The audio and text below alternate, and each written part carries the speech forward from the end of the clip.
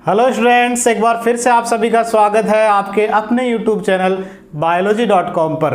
आज हम पढ़ने वाले हैं ट्रांसक्रिप्शन इन प्रोकैरियोट्स।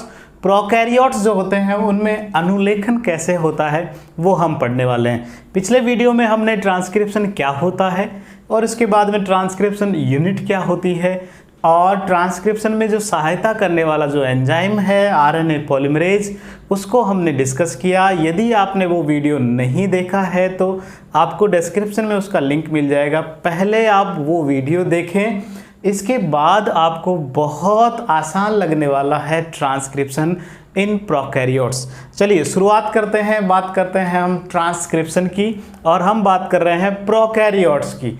तो देखो, प्रोकैरियोट्स चूंकि सिंपलेस्ट ऑर्गेनिज्म है, बहुत साधारण होते हैं, उनमें केंद्रक होता ही नहीं है, तो आप सोचिए वहाँ इनमें ट्रांसक्रिप्शन कहाँ होगा। बिल्कुल सीधा सा जवाब है, उनमें केंद्रक नहीं है तो साइटोप्लाज्म में होगा।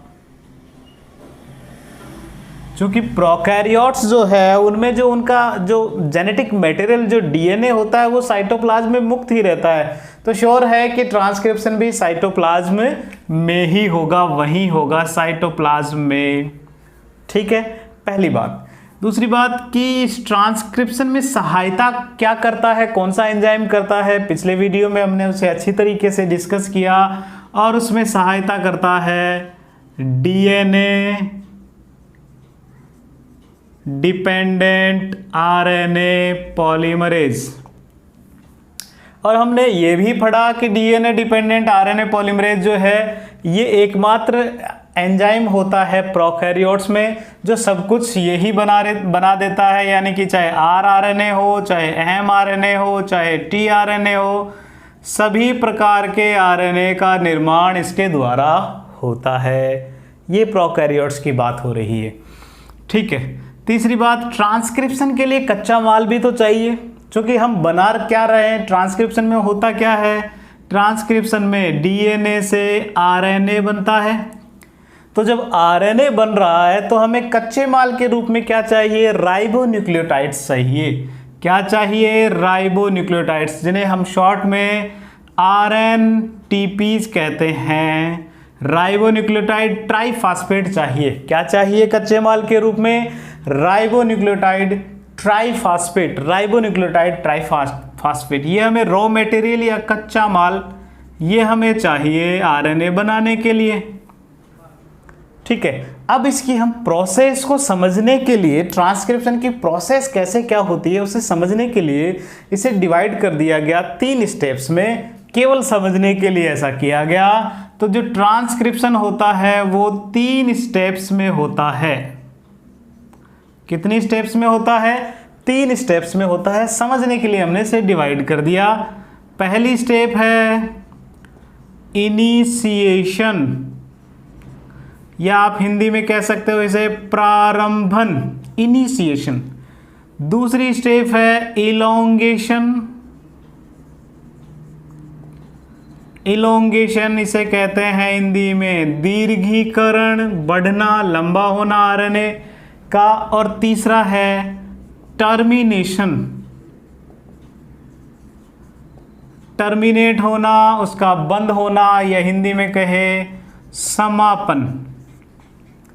ठीक है, तो इस तरह ये 3 स्टेप्स में ट्रांसक्रिप्शन की प्रक्रिया पूरी होती है। कौन कौन सी स्टेप्स है, इनिशिएशन, इलोंगेशन और टर्मिनेशन। इनिशिएशन, इलोंगेशन और टर्मिनेशन। तो ट्रांसक्रिप्शन की प्रोसेस 3 चरणों में, 3 स्टेप्स में होगी।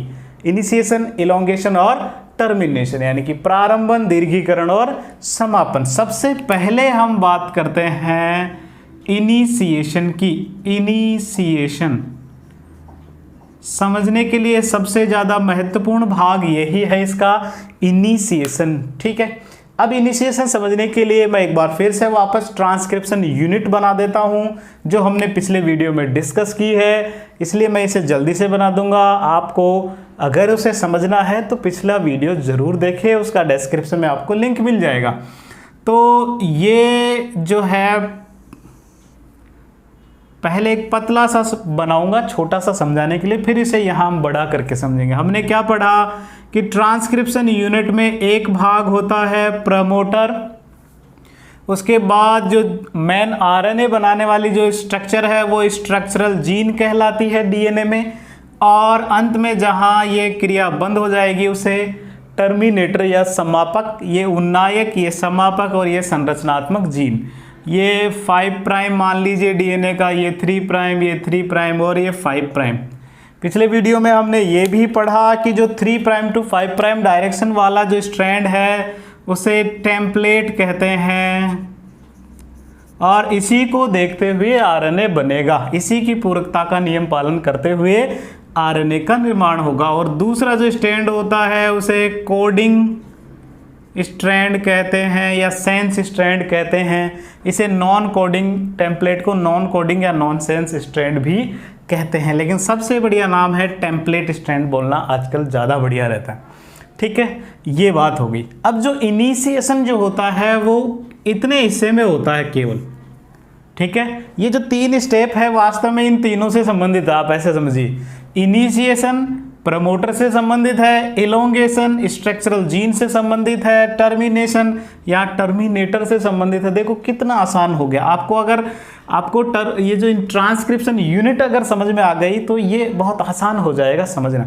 अब चूंकि हम बात कर रहे हैं केवल इनिशिएशन की, तो इतने भाग को हम समझेंगे। ठीक है, तो अब मैं इसे थोड़ा बढ़ा के बना देता हूं ताकि आपको बात समझ में आए। इसे थोड़ा बड़ा कर देते हैं, जूम कर देते हैं, ये बड़ा बना दिया। अभी जो मैं बात कर रहा हूं केवल इतने हिस्से की, ये जो मैंने नीले बॉक्स में किया है उतने की बात कर रहा हूं। ठीक है, और मान लीजिए ये +1 वाला हिस्सा है, इसे हम +1 दर्शाते हैं। हमने क्या पढ़ा कि प्रोमोटर में लगभग इधर माइनस का यूज करते हैं, तो जो -10 वाली स्थिति में क्या एक विशेष सीक्वेंस पाया जाता है, कौन से वाले स्ट्रैंड पे, 5 प्राइम टू 3 प्राइम वाले पर। यहाँ एक विशेष सीक्वेंस होता है TATAAT, जिसे हमने क्या नाम दिया, टाटा बॉक्स। बड़े अक्षरों में लिखे इसे टाटा बॉक्स। इसे एक और नाम दिया था, इसे प्रिबनाउ बॉक्स भी कहते हैं, प्रिबनाउ बॉक्स भी इसे कहते हैं। इसके अलावा फिर हमने पढ़ा कि -35 रीजन पर भी एक विशेष तरह का सीक्वेंस होता है जिसे TTGACA TT गाका कहते हैं। ठीक है, अब बात आती है यहाँ मेन। तो ये वाला जो प्रोमोटर रीजन है, इस प्रोमोटर रीजन पर आकर जुड़ता है आरएनए पॉलीमरेज एंजाइम। कौन सा एंजाइम आकर जुड़ता है? आरएनए पॉलीमरेज एंजाइम यहाँ आकर जुड़ता है। अब मैं समझाने के लिए एक बार इसे यहाँ इन्हें रिमूव कर देता हूँ, हटा देता हूँ। ये हमने पिछले वीडियो में इनको समझ लिया था, टाटा बॉक्स, टीटी गाका। ठीक है, तो अब यहाँ आरएनए पॉलीमरेज आएगा। आरएनए पॉलीमरेज की हमने 5 यूनिट पढ़ी, अल्फा की 2 होती है, इसलिए अल्फा 1, अल्फा 2, बीटा और बीटा डैश, ये 4 तो कहलाती है कोर एंजाइम। और इस कोर एंजाइम से एक और आकर यूनिट जुड़ती है और उस यूनिट को कहते हैं सिग्मा फैक्टर। ये सिग्मा फैक्टर समझ लीजिए। तो होगा क्या कि सिग्मा फैक्टर की सहायता से, ध्यान रखना है इनिशिएशन में सिग्मा फैक्टर का बहुत बहुत बड़ा योगदान है। इस प्रमोटर रीजन को पहचानने में सहायता करता है सिग्मा फैक्टर। तो आरएनए पॉलीमरेज में ये जो 4 कोर एंजाइम जो है, वो कोर एंजाइम यहाँ इस प्रमोटर को पहचान नहीं कर सकता है, यहाँ आकर बाइंड नहीं कर सकता है, इसलिए सबसे जरूरी है सिग्मा फैक्टर। ये सिग्मा फैक्टर पहले कोर एंजाइम से आकर बाइंड करता है और ये फिर आकर जुड़ते हैं प्रमोटर साइट पर। अब यहाँ मैं प्रमोटर साइट पर इन्हें जोड़ देता हूँ, तो ये लगभग कुछ इस तरह जुड़ गया यहाँ आरएनए पॉलीमरेज। आरएनए पॉलीमरेज जुड़ गया, लेकिन साथ साथ में इसमें सिग्मा फैक्टर भी है जो आकर जुड़ा है, ये सिग्मा फैक्टर भी है और यही है जो प्रमोटर से बाइंड करने में हेल्प करता है। यहाँ तक बात समझ में आई? तो क्या हुआ, आरएनए इनिशिएशन में होता क्या है, आरएनए पॉलीमरेज एंजाइम जो है वो सिग्मा फैक्टर की सहायता से, ऐसे बोलेंगे हम, RNA polymerase enzyme sigma factor, sigma कारक की सहायता से प्रमोटर साइट जो है, ये जो डीएनए की ये जो प्रमोटर साइट है उसमें जो टाटा बॉक्स जो विशेष सीक्वेंस है उसे पहचानता है कौन, सिग्मा फैक्टर, और वहां उसको बाइंड करने में हेल्प करता है। क्या करता है, उस प्रमोटर साइट पर इस आरएनए पॉलीमरेज को बाइंड करने में सहायता करता है, उसको जुड़ने में यहां सहायता करता है। अगर ये सिग्मा कारक नहीं होता तो ये जो कोर एंजाइम जो शेष रह गया वो कहीं पर भी जुड़ सकता था, वो एक्चुअल जगह नहीं जुड़ेगा। जुड़ तो वो भी सकता है लेकिन एक्चुअल प्रोमोटर साइट पर नहीं जुड़ सकता है। उस प्रोमोटर को पहचानने के लिए जरूरी क्या है, सिग्मा फैक्टर बहुत जरूरी है। तो सिग्मा फैक्टर इस कोर एंजाइम के साथ जुड़ा और प्रमोटर साइट, ये जो है ये प्रमोटर साइट है जो अभी हमने इसको बढ़ा के बता रखा है, इस प्रमोटर साइट को पहचाना और यहां आकर बाइंड कर गया। अब आरएनए पॉलीमरेज यहां बाइंड हो चुका है। जब ये बाइंड होता है तो लगभग 75 से 80 बेस पेयर्स डीएनए के ये कवर कर लेता है। यानी कि ये बेस पेयर्स हैं, यहाँ बहुत सारे बेस पेयर्स हैं। इन बेस पेयर्स में कितने, लगभग 75 से 80 बेस पेयर्स को ये कवर कर लेता है, इतना जगह घेरता है। लगभग ये जो -55 से लेकर +20 तक की जगह को ये घेरता है आरएनए पॉलीमरेज। यानी कि इस +1 से इधर की तरफ लगभग 55 बेस पेयर्स और इधर 20 बेस पेयर्स जो है, इतनी जगह में आरएनए पॉलीमरेज आकर बाइंड करता है, इतनी जगह कवर कर लेता है। और इसमें सहायता किसने की, बार बार दोहराऊं, बहुत महत्वपूर्ण है आपकी नीट के एग्जाम में, कौन सहायता कर रहा है, सिग्मा फैक्टर इसमें सहायता कर रहा है। अब यहाँ आरएनए पॉलीमरेज आकर जुड़ चुका है।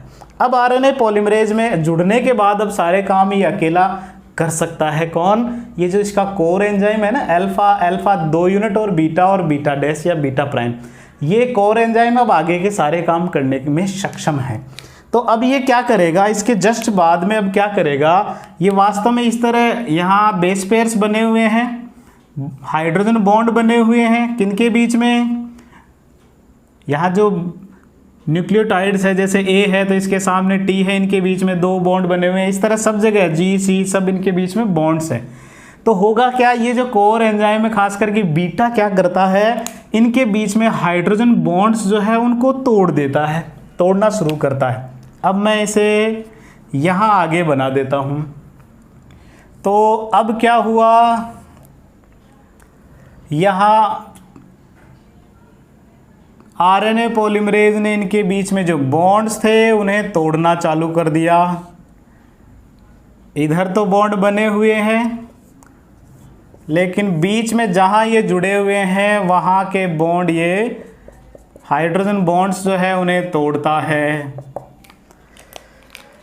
ये आपका आरएनए पॉलीमरेज यहाँ मैं बना देता हूँ, ये आरएनए पॉलीमरेज है, साथ में सिग्मा फैक्टर भी इसके साथ अभी जुड़ा हुआ है, अभी तक तो जुड़ा हुआ है, इनिशिएशन अभी चल रहा है तब तक, ये सिग्मा फैक्टर है।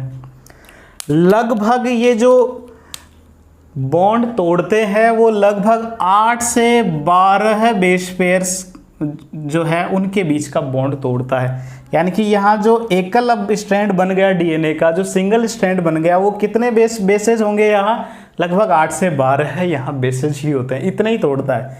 अब यहाँ इस वजह से डीएनए में एक बबल बन गया, एक बुलबुला सा बन गया। बुलबुला जो जैसे डीएनए रेप्लिकेशन में भी हमने एक रेप्लिकेशन बबल पढ़ा, यहाँ ट्रांसक्रिप्शन में बबल बन रहा है तो इसलिए इसे ट्रांसक्रिप्शन बबल कहते हैं। शॉर्ट में लिखता हूँ हमेशा ट्रांसक्रिप्शन को, TCN, ट्रांसक्रिप्शन बबल इसे कहते हैं। तो ये ट्रांसक्रिप्शन का बबल, ट्रांसक्रिप्शन का बुलबुला बन गया। एक बार एग्जाम में ऐसे भी पूछा गया कि ट्रांसक्रिप्शन बबल में कितने न्यूक्लियोटाइड्स होते हैं या डीएनए के कितने बेसेस जो है अब सिंगल हो जाते हैं, तो वहाँ केवल 8 से 12 है। कितने, 8 से 12 है कि ये बॉन्ड तोड़ता है, बाकी इधर और इधर सब जुड़े हुए हैं, अभी तक भी हाइड्रोजन बॉन्डिंग इनमें है। ठीक है, अब इसके बाद क्या काम होगा, अब इसके बाद ये जो कच्चे माल के रूप में जो राइबोन्यूक्लियोटाइड्स है ये लाए जाएंगे और जोड़ना चालू किया जाएगा। पहले शुरू में 2 जोड़े जाएंगे प्रारंभिक, मान लो यहाँ ए है, T G C, A T G सी, मान लो इस तरीके से है। तो ये जो आरएनए पॉलीमरेज यहाँ जो मैंने नीली रंग से बना रखा है, ये अब राइबोन्यूक्लियोटाइड्स लाएगा। ए है तो कौन सा लेकर आएगा, यू लेकर आएगा। टी है तो ए लेकर आएगा, शुरुआती 2 लेकर आएगा और इनके बीच में फास्फोडाइएस्टर बॉन्ड बना देगा। ठीक है, और इस तरह अब ये प्रोसेस आगे चलती जाएगी। जी है तो सी, सी है तो जी, ए है तो यू, टी है तो ए, इस तरह आरएनए का निर्माण होना चालू हो जाएगा। ये सारे कार्य यहाँ आरएनए पॉलीमरेज ही कर रहा है। यहाँ इन बॉन्ड्स को तोड़ना, हाइड्रोजन बॉन्ड्स जो है उनको तोड़ना यानी कि अनवाइंडिंग करना, ये कार्य भी आरएनए पॉलीमरेज ही कर रहा है, बस पहचान में सिग्मा ने सहायता की थी। तो इस तरह ये अब आप ऐसे समझिए ये आरएनए बनना चालू हो गया। आरएनए बनना पूरकता के नियम के अनुसार ही होगी, ये पूरकता का नियम पालन करेगा, यानी कि जहाँ ए होगा वहाँ यू लाया जाएगा, जहाँ टी है वहाँ ए लाया जाएगा, जहाँ जी है वहाँ सी लाया जाएगा, जहाँ सी है वहाँ जी लाया जाएगा। ये पूरकता का नियम पालन करते हुए इस तरह आगे बढ़ता जाएगा। ठीक है, साथ ही यहाँ एक बिंदु और नोट कीजिए, इसकी डायरेक्शन क्या होगी। जैसा मैंने पिछले वीडियो में बताया, इसकी डायरेक्शन 5 प्राइम टू 3 प्राइम होगी। अब एक इनिशिएशन में एक स्टेप और बाकी रह गई। अब ये जो सिग्मा जो ये कह रहा है, इसको आरएनए पॉलीमरेज का जो कोर एंजाइम है ना, इसे ये कहेगा कि मेरा काम हो गया, मैंने तुम्हें बता दिया कि ये प्रमोटर साइट है, तुम्हें जुड़वा भी दिया। शुरुआती लगभग 8 से 10 बेसेज का लंबा, 8 से लेकर 10 बेसेज लंबा आरएनए बन जाएगा। ठीक है, यानी कि यहाँ अगर ये इतना सा स्टैंड में इसमें 8 से 10 बेस पेयर्स आ गए, बेसेज आ गए आरएनए के, तब सिग्मा कहेगा कि देखो मैंने आप लोगों का बहुत अच्छा सहायता की, मुझे और भी काम है। ठीक है, क्या काम है पता नहीं है तो ये बताएगा, लेकिन ये क्या कहेगा कि अब मेरा काम हो गया, मैंने तुम्हें प्रमोटर जगह भी दिखा दी कौन सी है, मैंने तुम्हें वहाँ जुड़वा भी दिया, शुरुआत भी करवा दी, 8 से 10 बेसेज का आरएनए बनवा भी दिया, अब मेरा यहाँ कोई काम नहीं है, तुम अच्छा काम कर सकते हो, मैं चलता हूँ। तो होगा क्या, लगभग 8 से 10 बेसेज वाला आरएनए बनने के बाद ये जो सिग्मा फैक्टर है, ये सिग्मा फैक्टर इस कोर एंजाइम को छोड़कर चला जाएगा, इस कोर एंजाइम को छोड़ देगा। तो इससे बढ़िया क्या उदाहरण हो सकता है, आपने एक मुहावरा सुना होगा हिंदी में, नेकी कर और दरिया में डाल, यानी कि नेकी करो और भूल जाओ कि आपने अच्छा किया, आप उससे उम्मीद मत करो कि मुझे उसके बदले कोई रिवार्ड मिले, कोई पुरस्कार मिले। देखो सिग्मा फैक्टर जो प्रोकैरियोट्स में उसने कितना अच्छा काम किया, ट्रांसक्रिप्शन शुरुआत करवा दी, जुड़कर पहचान कर सारा काम करवाने के बाद अब कह रहा है मुझे यहाँ कोई कार्य नहीं है, मैं तो कोई और काम करूँगा। इसने नेकी का काम किया और दरिया में डाल दिया, ये नहीं कहा कि मुझे तो भैया इसके बदले पुरस्कार दूँ। तो इनिशिएशन प्रोसेस आपको समझ में आ गई होगी, फिर से दोहरा देता हूँ, सबसे महत्वपूर्ण इनिशिएशन ही है जो एग्जाम्स में ज़्यादातर पूछे जाते हैं। इनिशिएशन में क्या होगा, जो आरएनए पॉलीमरेज एंजाइम है उसका पूरा एंजाइम, जैसे होलो एंजाइम कहेंगे अभी इस कंडीशन में, कोर एंजाइम प्लस अल्फा, ठीक है, सॉरी सिग्मा फैक्टर। तो ये सिग्मा फैक्टर और कोर एंजाइम ये मिलकर प्रमोटर साइट को पहचानेंगे, पहचानने में सिग्मा फैक्टर सहायता करेगा, प्रमोटर पे बाइंड करवाएगा, बाइंड लगभग -55 से लेकर +20 इतनी जगह कवर करता है, 75 से 80 बेस पेयर्स की जगह को कवर करते हुए कोर एंजाइम और ये जो पूरा होलो एंजाइम आरएनए पॉलीमरेज यहाँ जुड़ जाता है। फिर इसके बीच में जो हाइड्रोजन बॉन्ड्स है वो तोड़ता है, कितने, लगभग 8 से 10 जो है 8 से लेकर 12 बेसिस के बीच का ये बॉन्ड जो है तोड़ता है हाइड्रोजन बॉन्ड, और वहाँ आरएनए बनाना चालू कर देता है पूरकता कॉम्प्लीमेंट्रिटी का नियम का पालन करते हुए।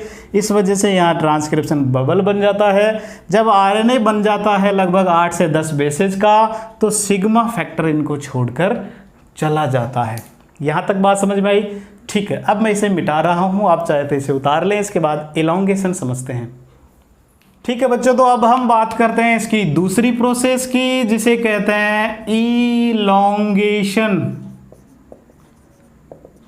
लॉन्ग यानी लंबा, ठीक है, इलोंगेशन लंबा होना, यहाँ आरएनए का लंबा होना ही इलोंगेशन है, दीर्घीकरण। आरएनए अब यहाँ बढ़ता जाएगा।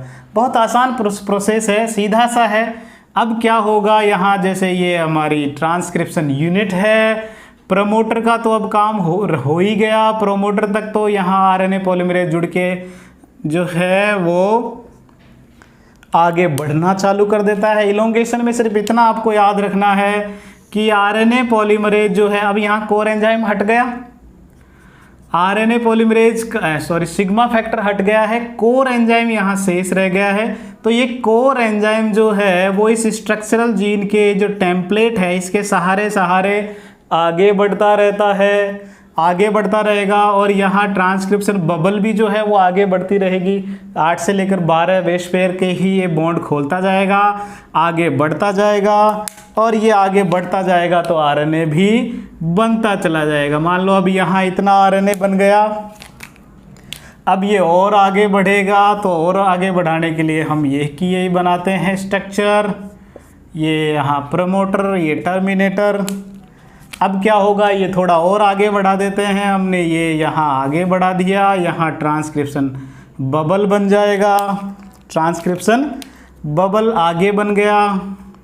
इस तरीके से यहाँ के बॉन्ड ओपन हो गए, बाकी सारे बॉन्ड आगे बनते जा रहे हैं, पीछे से बॉन्ड बनते जा रहे हैं, और इधर ये आरएनए भी जो है अब इतना बन गया, ऐसे समझिए। तो इस तरह इस 5 प्राइम टू 3 प्राइम डायरेक्शन में आगे से आगे ये आरएनए पॉलीमरेज बढ़ता जाएगा, आगे बढ़ता जाएगा, और आरएनए जो है वो बनता चला जाएगा। बस इसी को कहते हैं इलोंगेशन। इसमें केवल एक ही एंजाइम, जो कोर एंजाइम है आरएनए पॉलीमरेज का, वो ही सहायता करता है। ये आगे बढ़ता रहेगा, वो ही ट्रांसक्रिप्शन बबल आगे बढ़ता रहेगा, आरएनए आगे बनता रहेगा।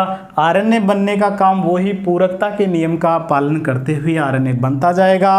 ये बन किसके अनुसार रहा है, वो ही जो ये टेम्पलेट स्ट्रैंड है, इस टेम्पलेट स्ट्रैंड के जो इसमें जो नाइट्रोजनी क्षारक है उसको देखते हुए ये सब बनते जा रहे हैं, आरएनए यहाँ बनता जा रहा है। बस इतना ही है, इसमें बहुत आसान है। ठीक है, ठीक है, यहाँ तक बात समझ में आ गई होगी आपको। तो ये है इलोंगेशन। अब आता है तीसरा बिंदु जिसे कहते हैं टर्मिनेशन। यहाँ पर भी 1-2 बिंदु आपके लिए बहुत महत्वपूर्ण है। टर्मिनेशन यानी कि इस प्रक्रिया का बंद होना, टर्मिनेट होना। टर्मिनेशन का मतलब होता है स्टॉप, क्रिया को रोकना।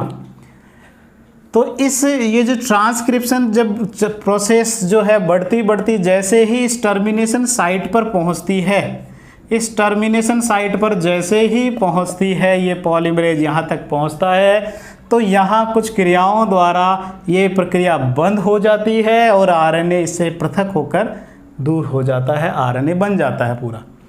अब यहाँ जो टर्मिनेशन की जो क्रिया है वो प्रोकैरियोट्स में 2 तरीके से हो सकती है। यहाँ बिंदु ये महत्वपूर्ण है।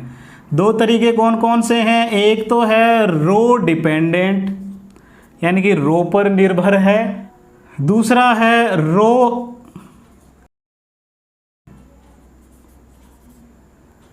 ठीक है, एक तो रो पर निर्भर है और दूसरा रो पर निर्भर नहीं है। एक विशेष तरह का प्रोटीनीय कारक है जिसे कहते हैं रो।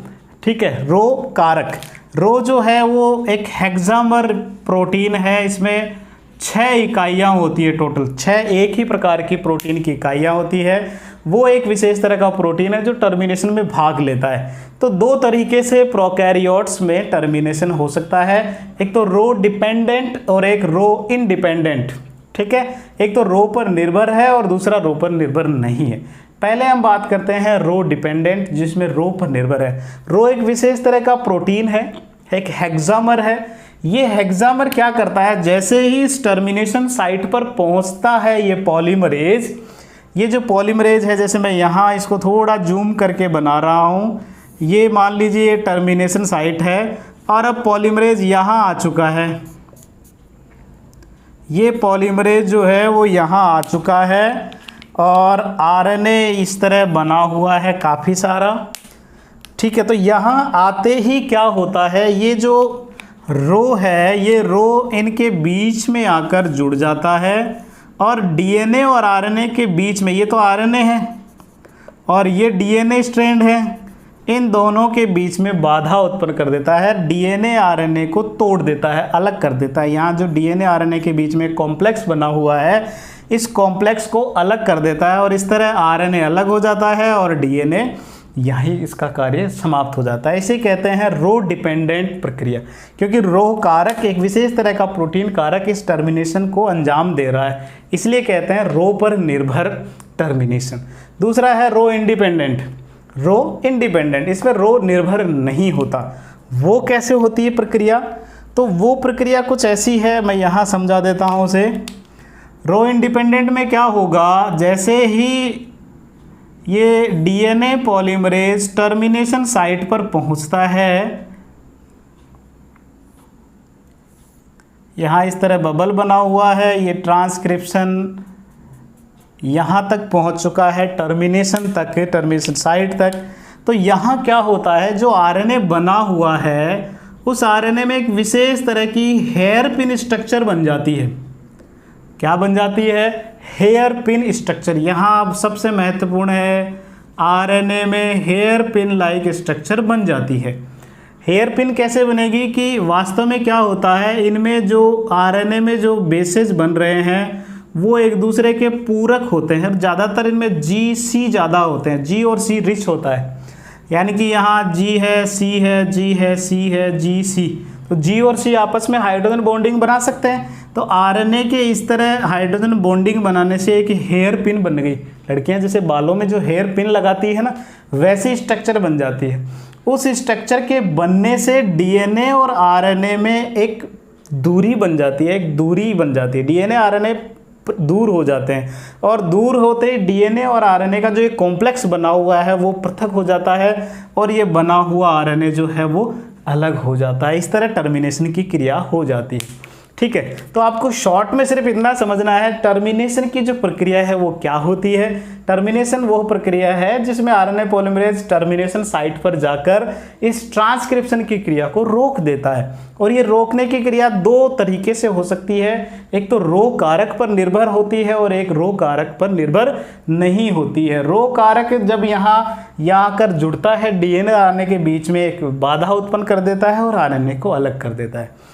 और रो इंडिपेंडेंट में क्या होता है कि जो बनने वाला जो आरएनए है, उस आरएनए में ही हेयर पिन जैसी एक स्ट्रक्चर बन जाती है जो डीएनए आरएनए के कॉम्प्लेक्स को अलग कर देता है, जिससे आरएनए भी पृथक हो जाता है। ठीक है, तो इस तरह आज हमने ये ट्रांसक्रिप्शन की प्रोसेस पढ़ी, किसमें?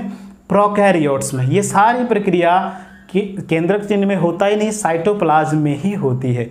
एक और बात आपको याद रखना है कि प्रोकैरियोट्स में ये प्रोसेस होने के दौरान ही, यहाँ प्रोसेस चल रही है, उस दौरान ही इस पर राइबोसोम आकर जुड़ जाता है और इससे साथ ही साथ प्रोटीन का निर्माण भी चल रहा होता है।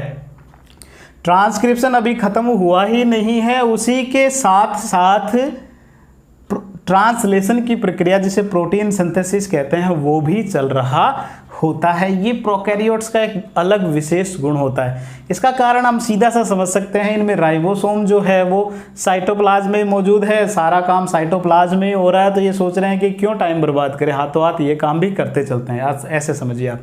तो प्रोटीन का निर्माण भी एमआरएनए बनने के साथ साथ ही हो रहा होता है। ठीक है, तो ये आपको एक विशेष बिंदु आपको और याद रखना है। ठीक है बच्चों, तो आज हमने इस तरह प्रोकैरियोट्स में ट्रांसक्रिप्शन पढ़ा। अगले वीडियो में हम यूकैरियोट्स में ट्रांसक्रिप्शन कैसे होता है, क्या क्या कॉम्प्लेक्सिटी उसमें पाई जाती है, उससे हम डिस्कस करेंगे। इसी तरह जुड़े रहें biology.com के साथ, अपने ज्ञान में वृद्धि करते रहें। यदि वीडियो आपने पहली बार देखा है तो सब्सक्राइब जरूर करें, लाइक करें, अपने दोस्तों के साथ शेयर करें।